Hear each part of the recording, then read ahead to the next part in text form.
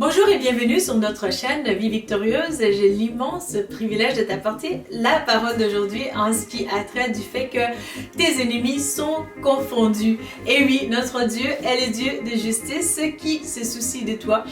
Seigneur, je te remercie pour ce moment. Merci pour mon frère, ma soeur qui écoute cette vidéo. Je prie que vraiment l'onction du Saint-Esprit puisse les toucher et éclairer vraiment leur esprit, qu'ils puissent comprendre la dimension à laquelle tu aimerais que chacun reçoive, Seigneur mon Dieu, sa portion de la nourriture, Seigneur, tes messages et vraiment ta parole. Au nom de Jésus, Amen. Alors mon frère, ma soeur, je te remercie d'avoir cliqué sur cette vidéo.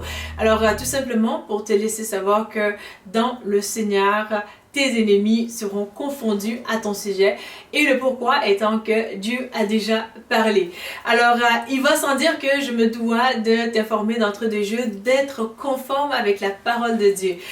La parole de Dieu nous encourage à voir le fait que le combat ce n'est pas contre la chair et le sang, donc ce n'est pas contre voilà, le voisin là ou l'ami ou ta femme, donc ce n'est pas vraiment contre ces ennemis-là. Donc, il va par ailleurs sans dire que l'ennemi peut essayer de les toucher pour pouvoir essayer de t'atteindre ou de te faire du mal, mais ultimement, la source vraiment de ces combats, notre vrai ennemi, c'est Satan et ses troupes. Donc, alors je veux d'entrée de jeu te laisser savoir que le Seigneur, il a un souci. Et je pense que vraiment le souci de Dieu, c'est d'établir la justice, c'est de te rebâtir justement. Parce que Dieu peut même ne pas s'accorder du repos parce qu'il veut te rebâtir, parce qu'il veut vraiment te rétablir comme selon la justice, parce qu'il entend le cœur qui souffre, il entend le cœur qui crie d'injustice. Il a entendu le sang d'Abel qui criait, donc d'injustice, et vraiment il entend ta situation maintenant qui fait écho à son cœur, il le voit. Donc je veux que tu saches que vraiment pour que les ennemis soient confondus, il va falloir que tu continues dans ta destinée, que tu prennes le courage de persévérer. Je crois que vraiment cette histoire qui m'a toujours touchée de par un film non chrétien du monde qui s'appelle Legally Blonde. Je pense qu'en français la traduction c'est Blonde et légale. Alors, de par ces films, l'histoire étant que, brièvement, c'est que le personnage principal, elle est blonde et tombe en amour avec un homme. Et donc, par cet élan d'amour, elle va décider d'aller s'inscrire à l'université en droit où cet homme-là est inscrit. Et de par ce cheminement, elle va apprendre que cet homme avec qui elle voulait se fiancer, mais finalement, il s'était déjà fiancé et elle n'était pas au courant de cela. Et donc, c'était comme un peu des coups bas, des trahisons, de souffrances qu'elle vivait. Et par-dessus ça, elle va vivre une autre injustice et puis de par un homme, et puis elle va décider de tout quitter lors de ces moments d'état d'âme qu'elle déversait devant la personne qui lui faisait faire des manicures dans un salon. Elle va dire moi je quitte et tout, je vais partir. Et puis là, je paraphrase là, et puis il y avait une de ces professeur émérite de l'université en droit aussi qui était là dans ce salon, et elle va l'entendre dire en fait c'est par quoi elle vivait, et elle va lui dire écoute, si tu décides de quitter l'université à cause de cet homme, donc tu n'es pas la fille dont je croyais que tu étais. Alors c'est comme si que tu peux entendre ton propre cœur te dire aussi, si tu décides de quitter la vie, si tu décides de te suicider à cause de cette situation injuste, à cause de cette personne qui t'a fait du mal, tu n'es pas la personne qui je pensais que tu étais, parce que moi honnêtement je crois que le Christ y croit en toi et moi je crois en toi, parce qu'il y a des potentiels que Dieu a mis sur ta vie que tu peux réaliser avec ou sans aucune autre relation, si ce n'est pas dans la volonté de Dieu que cette relation là soit là. Alors je veux que tu sois amené même à voir ça sous une autre perspective, au fait que lorsque par le passé, je passais par des coups bas, des brisures de cœur, que ce soit des relations amoureuses ou des relations vraiment de tout simplement amicales et tout. Ça faisait en sorte que je me disais, bon, ben ça y est, lorsque j'avais des problèmes de tentative de suicide et tout, je me disais, je vais mourir, je vais me tuer ou je vais faire ci ou ça, tu sais. Et puis, dans le Seigneur et en grandissant dans le Seigneur, j'ai appris au fil des années pour me dire, Louise Victor, est-ce que tu vas accepter de mourir pour quelqu'un qui est bien? La réponse était non. Je me disais, ben alors Louise Victor, pour m'amener plus loin encore, est-ce que tu vas accepter de mourir pour quelqu'un qui est vraiment, vraiment bon, une bonne personne, une très bonne personne? Et la réponse était non encore. Alors je me disais, mais alors pourquoi accepterais-tu de vouloir mourir pour quelqu'un qui t'a fait du mal? Alors là, j'étais comme ramenée de manière rationnelle au fait que non seulement que ça ne vaut pas la peine de mourir pour quelqu'un qui est juste, qui a commis des justices envers toi, mais encore moins pour quelqu'un qui t'a blessé, qui t'a fait du mal. Alors, il va sans dire que dans les moments de souffrance, ce n'est pas évident pour nous de pouvoir constater tous comment je parle de ça, tout ce qui entoure ces situations-là par lesquelles nous passons. Mais mon encouragement pour toi aujourd'hui, c'est que c'est possible de te relever en Jésus parce que tu n'es pas seul, justement. Et mon encouragement face à vraiment ce par quoi tu passes, c'est que tu t'appuies sur la parole de Dieu, c'est que tu la médites sur surtout l'amour de Christ, tu la laisses vraiment, tu laisses cet amour-là envahir ton cœur et c'est là que vraiment tu vas pouvoir te relever et reprendre ton souffle encore. Donc, par rapport à cette histoire-là, vraiment, cette fille-là, elle est blessée et puis, mais à travers cet encouragement-là qu'elle a reçu de cette dame, de cette professeure émérite, elle va prendre la décision de continuer ses études. Et en continuant ses études, justement, elle va rencontrer celui qu'on prétend et qu'on peut comprendre comme le prince charmant qui va venir l'aimer, la chérir, l'aider, la soutenir. Lui, il ne voit qu'elle, en fait. Et ça fait en sorte que ces garçons-là qui va la fiancer finalement est gradué ou du moins proche de la graduation dans son processus en droit, le baccalauréat.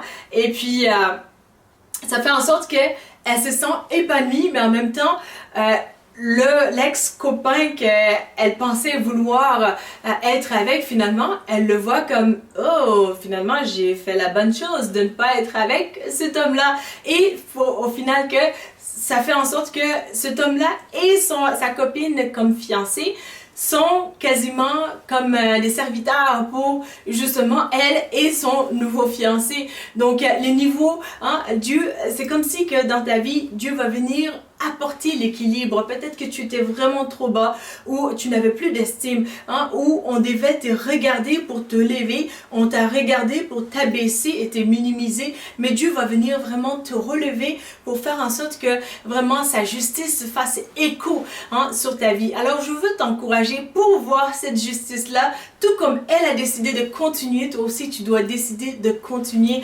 malgré ces situations. Si par ailleurs Dieu décide vraiment de restaurer cette relation, il peut le faire. Il est aussi celui qui détient tout miracle. Donc, mais si Dieu décide aussi de ne pas le faire, il aura les derniers mots. Il va sans dire que ta vie elle est plus importante que toute forme de relation. Alors, je veux t'encourager aussi par Éphésiens chapitre 2, verset 10, qui va dire que nous avons été créés pour des bonnes œuvres qui ont été prédestinées, que nous avons été prédestinés pour des bonnes œuvres qui ont été créées, donc avant les fondations de ce monde. Alors, je n'ai pas entendu Dieu dire comme plus, tu as été créé pour cette femme, ou tu as été créé pour ce mari. Non, mais tu as été créé pour de bonnes œuvres. Alors, ton appel et ta foi sont vraiment très important. En fait, c'est le centre de ta vie. Alors, il n'y a aucune relation à part avec celle de Christ qui vaut le prix de ta foi, qui vaut le prix de ton appel. C'est pourquoi je t'encourage vraiment à demeurer ferme dans ta foi, dans ta relation avec le Christ et de vraiment regarder à celui qui est juste, qui t'aime, et il va sans dire que s'il y a une injustice dans ta vie, le Christ n'est pas là-dedans, mais en même temps aussi, c'est lui qui t'aime et qui t'appelle à vivre. Donc si tu décides même de ne pas mourir pour celui qui t'a fait du mal, qui, on peut dire peut-être a injustement causé ces torts-là, ou bien tu peux le dire peut-être que il n'est pas juste, mais le Christ qui est juste veut que tu vives. Le Christ qui est juste, il veut que tu t'épanouis aussi dans la vie. Alors voilà, il t'a créé d'ailleurs pour lui et il est magnifique. Donc continue de vivre et de regarder à lui. Aussi, vraiment dans le processus de restauration, je veux que tu apprennes vraiment à prier beaucoup. Prier pour toi-même, prier pour ceux qui t'ont fait du mal, parce que eux aussi souffrent beaucoup. Et également, si tu te dis, c'est moi qui a commis l'injustice, c'est moi qui a fait le mal, c'est moi qui étais la source de tout ça, et je veux être vraiment de tout cœur avec toi pour te dire que Dieu est là pour toi, il veut te consoler, il veut t'approcher vraiment à son cœur, il veut t'apaiser des fardeaux vraiment lourds sur ta conscience aujourd'hui, et je veux t'encourager à ne pas t'enlever la vie, parce que moi je crois vraiment que les taux de suicide élevés au Québec surtout sont dus au fait que il y a des brisures de cœur, il y a des situations où les gens vivent des coups bas, des trahisons, surtout dans les relations amoureuses. Donc, il y en a une personne qui peut vivre l'injustice et vouloir se suicider, mais il y en a aussi une personne qui peut commettre l'injustice, qui va vouloir aussi se suicider parce qu'il n'arrive pas à demander pardon à Dieu, ou n'arrive pas à recevoir le pardon de Dieu pour lui-même, ou n'arrive pas toujours pas à se pardonner soi-même pour avoir commis l'injustice. Alors, ça arrive. Pour moi, personnellement, je trouve que c'est plus difficile de pardonner à ceux qui m'ont fait du mal que de me pardonner moi-même lorsque il m'arrive de faire quelque chose qui n'est pas correct. Alors, notre conscience, vraiment, elle peut être lourde envers nous-mêmes et elle peut nous accuser, et c'est encore pire, je trouve.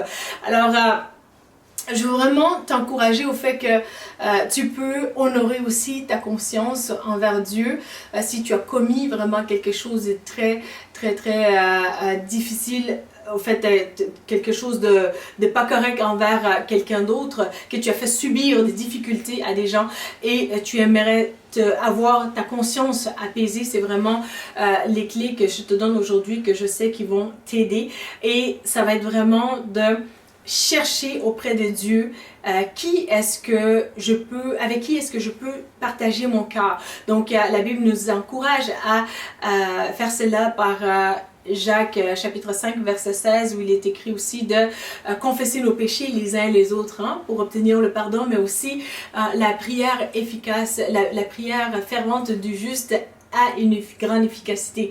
Alors si tu te dis, je ne trouve pas personne qui soit vraiment quelqu'un de confiant, puis voilà, je n'arrive pas à dormir la nuit, ma conscience me tracasse et tout, je t'encourage à prendre des feuilles de papier vraiment pour écrire une lettre à Dieu le Père. Lui dire, Seigneur, voilà, j'ai fait telle chose, je n'en suis pas fière et je te demande pardon. Je te prie de m'aider vraiment à trouver une bonne personne avec qui partager mon cœur. Et puis, Seigneur, apaise ma conscience et le Seigneur va te venir en aide, parce que il n'est pas dans sa volonté que tu puisses souffrir au point de te faire du mal. Il est ce créateur qui se soucie de tout le monde. Donc autant que le sang de Abel qui avait été assassiné par son frère Caïn d'injustice, mais autant aussi que Dieu va aider Caïn. Donc si dans chacune de ces situations-là, tu peux regarder à Dieu justement et de crier à lui pour de l'aide, et Dieu ne va pas te dire non, il va te dire oui, parce que justement la justice auprès de lui, ça ne se mérite pas. Donc on est tous fautifs en ce sens-là sans l'œuvre achevée de Christ. Alors c'est mon encouragement pour toi. Également, je veux juste appuyer le fait que l'importance de vraiment partager son cœur avec quelqu'un d'autre, combien que ça a des bienfaits. Je lisais un article de la revue Psychologie de mars 2021, le numéro 419, à ses pages 123, où il va faire mention de, je vais être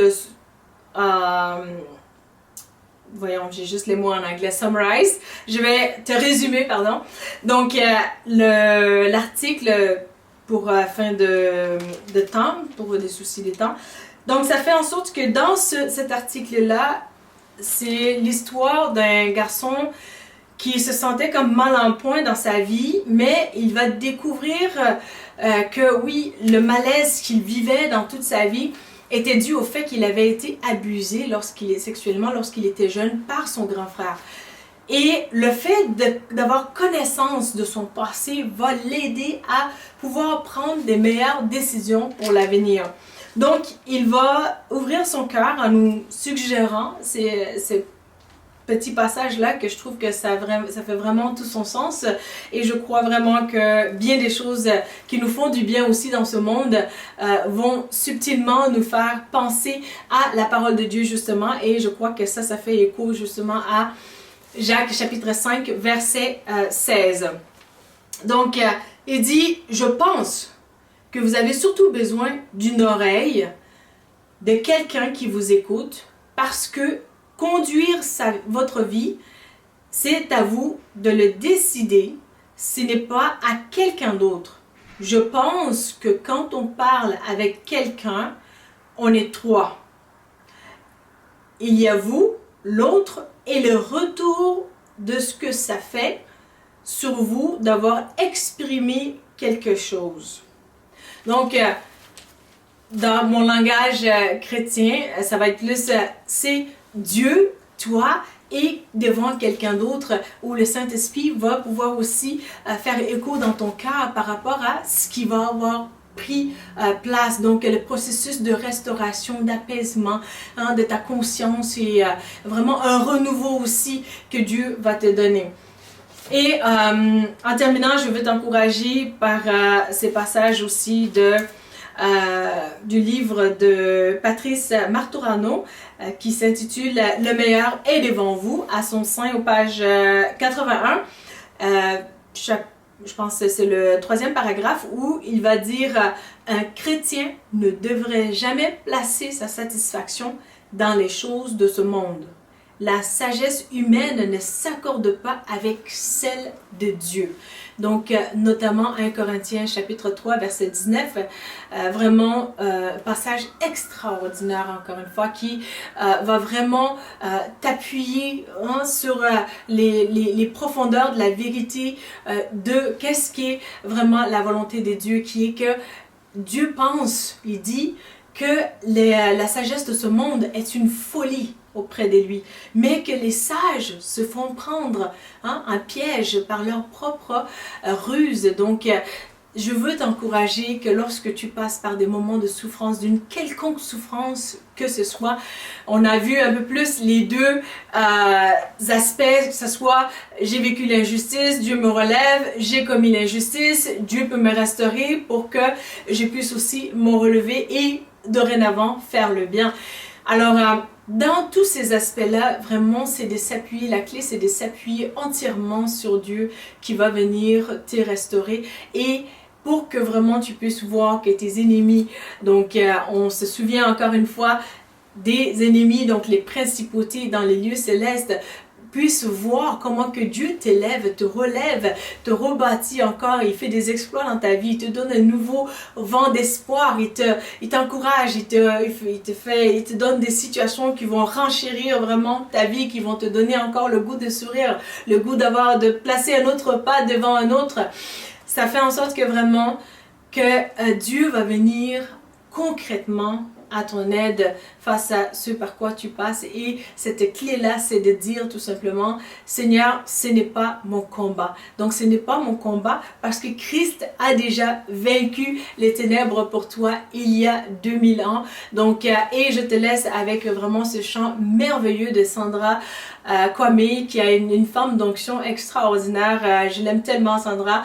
Et puis, donc, il y a ces chants d'impact, vraiment, je te laisse-le vraiment, ce chant-là, entrer dans les profonds de ton cœur. Voyez-vous, c'est important de méditer la parole de Dieu, mais des fois, quand on écoute la musique, au fait, c'est comme si que ça pénètre notre âme dans une profondeur, une dimension dans notre subconscient que les mots ne peuvent pas toujours y accéder. Alors, vraiment, laisse ces chants-là pénétrer dans ton être profond et dis-toi que vraiment, c'est le Christ qui a déjà vaincu, qui est ressuscité et qui est avec toi. Alors toi qui n'es pas encore abonné à notre chaîne, je t'encourage à t'abonner ce soir. Et si tu as des questions, des commentaires ou vraiment des requêtes de prière, n'hésite pas à nous écrire dans les commentaires. Ça va nous faire plaisir de te servir dans le Seigneur. Également, pour toi qui n'as pas donné ta vie au Seigneur, je t'encourage à tout simplement ouvrir ton cœur, à tout simplement dire: Seigneur Jésus, viens dans mon cœur, je t'accepte comme mon Seigneur et mon Sauveur. Pardonne-moi mes péchés et donne-moi ton Saint-Esprit et conduis-moi sur le chemin de la vie éternelle. Et je peux te garantir que ta vie, elle sera victorieuse, car elle ne sera plus jamais la même, mais Dieu va s'assurer de t'amener de gloire en gloire comme selon sa volonté, et ses plans pour ta vie ne sont pas ceux de malheur, comme le dit Jérémie 29:11, mais ce sont bien des plans de bonheur et de paix pour te donner un avenir et l'espérance de Christ, il va assurer. Alors je te laisse avec ce chant merveilleux, Ce n'est pas mon combat de Sandra Kwame. À bientôt pour une nouvelle vidéo. Merci.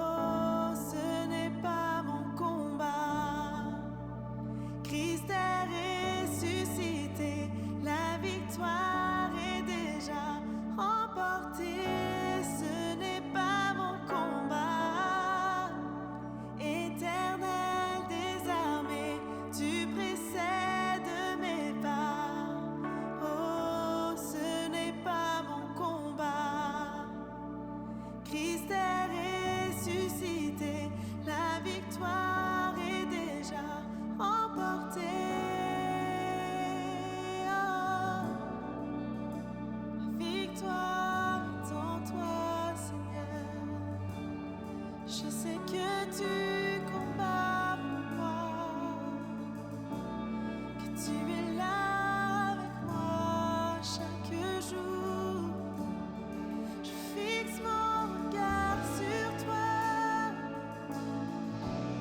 chemin.